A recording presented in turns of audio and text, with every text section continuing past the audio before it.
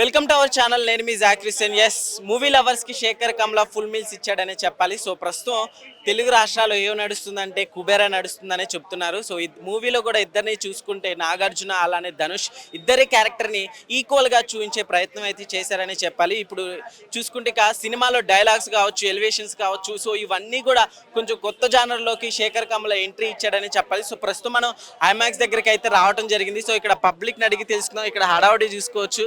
నిజంగా after long time, చాలా రోజుల తర్వాత మూవీస్ కూడా ఏమి లేకపోవడంతో చాలా రోజుల తర్వాత ఒక పెద్ద సినిమా రావడం కూడా మూవీ లవర్స్కి చాలా హ్యాపీగా మూవీ అయితే ఎంజాయ్ చేస్తున్నారు. ఒకసారి పబ్లిక్ని కూడా అడిగి తెలుసుకుందాం మూవీ రివ్యూ ఎలా ఉందో. So let's watch it.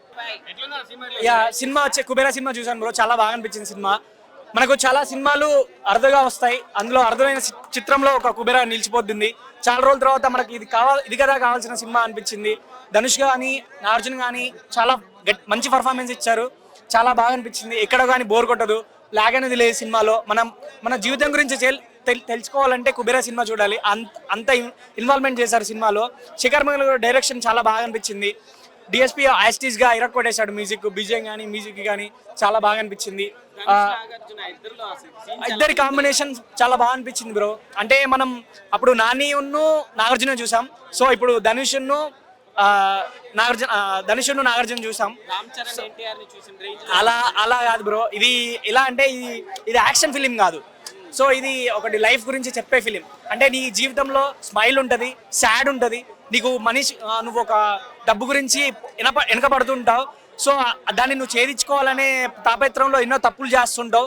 మళ్ళీ ఆ తప్పుల్ని సరిదిద్దుకోవడానికి మళ్ళీ నీకు ఇంకో లైఫ్ వస్తుంది. సో అలా సాగిపోతూ ఉంటుంది అనమాట. చాలా లేదు బ్రో, చాలా బాగుంది.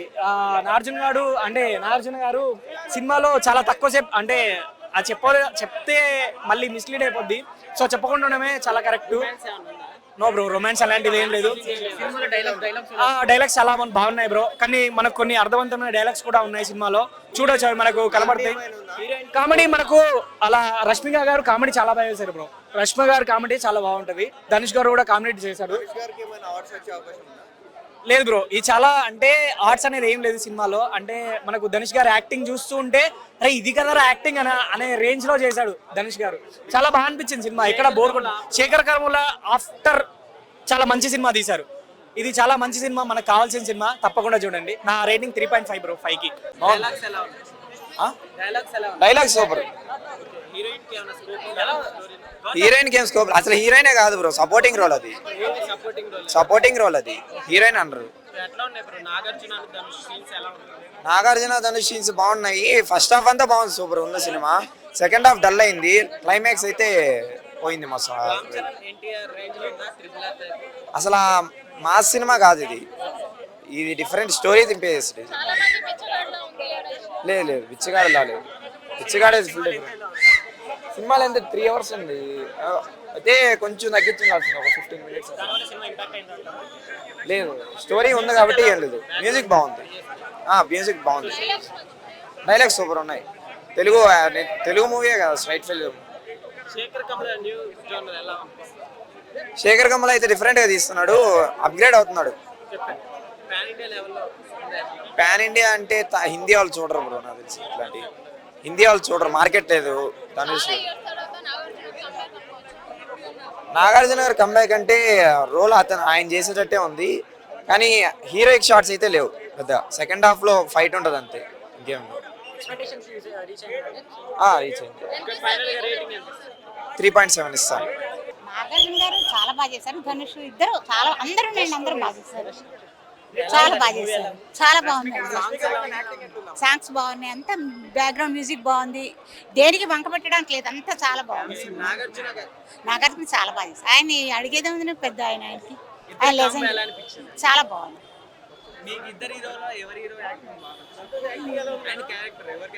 ఇద్దరిది బాగుంది, ఇద్దరిది వెరైటీగా ఉన్నది. ఆయన వేరే ఇది వేరే, అలా చెప్పలేం కదా. ఇద్దరు చాలా బాగున్నారండి. ఆయన ఎప్పుడు ఎంకగానే కనిపిస్తారు, ఎంత ఇంకో 10 ఏళ్ళైనా అలాగే ఉంటారు ఆయన. తను కూడా చాలా బాగా చేస్తుంది,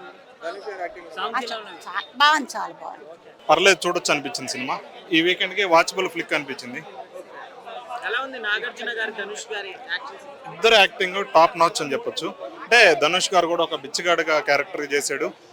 ఒక సినిమా స్టార్ట్ అయిన కాసేపటికే కొన్ని కారణాల చేత బిచ్చగాడి నుంచి తను వేరే పొజిషన్ అనేది చేంజ్ చేసినా సరే ఆ బిచ్చగాడ హావభావాలు, బిచ్చగాడు ఎలా ఉంటాడు అనేది సినిమా మొత్తం కూడా ఎక్సలెంట్గా పండించాడు ధనుష్. అంటే తన లుకింగ్ మార్చినా సరే తన బిచ్చగాడ క్యారెక్టర్ అద్భుతంగా పండించాడు. ఇంకోటి నాగార్జున సొసైటీకి చెడు చేయాలా మంచి చేయాలా అనే కన్ఫ్యూజన్తో కూడుకున్న పాత్ర క్లియర్ కట్కి ఫేస్ కట్లో కనిపించింది. ఆ నాగార్జున యాక్టింగ్ కూడా సెటిల్ పర్ఫార్మెన్స్ బాగుంది అనిపించింది. రష్మిక పెద్దగా స్కోప్ అయితే సెకండ్ హాఫ్ నుంచి ఇచ్చారు, కానీ రష్మిక తను ఉన్నంతలో పర్లేదు అనిపించింది తప్పితే పెద్ద టాప్ నుంచి పర్ఫార్మెన్స్ ఇచ్చే క్యారెక్టర్ అయితే రష్మికకి ఇవ్వలేదండి. ఎట్లా ఉందన్న శేఖర్ కమ్ల గారంటే ఇంతకు ముందు వరకు వేరే వేరే జోనర్లో చూశారు, ఎలా ఉంది? ఫస్ట్ టైం అంటే శేఖర్ కమ్ల తీసిన దాంట్లో ఇప్పుడు వరకు అన్ని చిన్న సినిమాలు చిన్న క్యాస్ట్ తోటి తక్కువ బడ్జెట్ తో తీసాడు. ఇది కొంచెం బడ్జెట్ ఫుల్ ఫిల్మ్ కాబట్టి దానికి తగ్గట్టుగానే లవ్ స్టోరీ ఎంచుకోకుండా ఒక సొసైటీలో ఇప్పుడు జరుగుతున్న ఒక యూనిక్ పాయింట్ ని తీసుకొని అద్భుతంగా తెరకెక్కించాడు.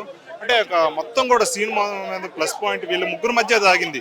ఒకరేమో బిలియనీరు, ఒకరేమో మిడిల్ క్లాసు, ఇంకొకళ్ళేమో పూర్ పర్సన్. వీళ్ళ ముగ్గురు మధ్య సాగే సీన్లు అద్భుతంగా శేఖర్ కమ్లో చూపించాడు అనిపించింది. అంటే సినిమా మొత్తం కూడా అన్ని కావాలనుకున్న ఒక బిలియనీర్కి ఏమి వద్దనుకున్న ఒక బిచ్చగాడికి మధ్య వీళ్ళిద్దరి మధ్య సాగే సీన్లు చాలా బాగా చూపించాడు శేఖర్ కమ్ల. సాంగ్స్ ఎలా ఉన్నాయి? సాంగ్స్ మన ఎప్పుడు అన్నట్టుగానే ఒక మీనింగ్ఫుల్ సాంగ్ ఉంది, ఒకటి మంచిగా ఎప్పుడో సినిమా రిలీజ్ ముందే సాంగ్ రిలీజ్ అయింది కాబట్టి అది సూపర్గా అనిపించింది. ఆ సాంగ్ విజువలైజేషన్ కూడా లాస్ట్ క్లైమాక్స్లో పండింది. సాంగ్ అయితే బాగుంది. డిఎస్పి మ్యూజిక్ దీనికి బ్యాక్ బోన్ అనొచ్చు ఈ ఫిల్మ్కి. అంటే ప్రతి చిన్న చిన్న సీన్లు కూడా సరిగ్గా నచ్చని సీన్లు కూడా డిఎస్పి మ్యూజిక్ తోటి ఒక హైట్లో పెంచాడు, ఒక హైట్లో చూపించాడు. డిఎస్పి సీన్లు మాత్రం బాగుంది. DSP back bone of the film DSP మాత్రం.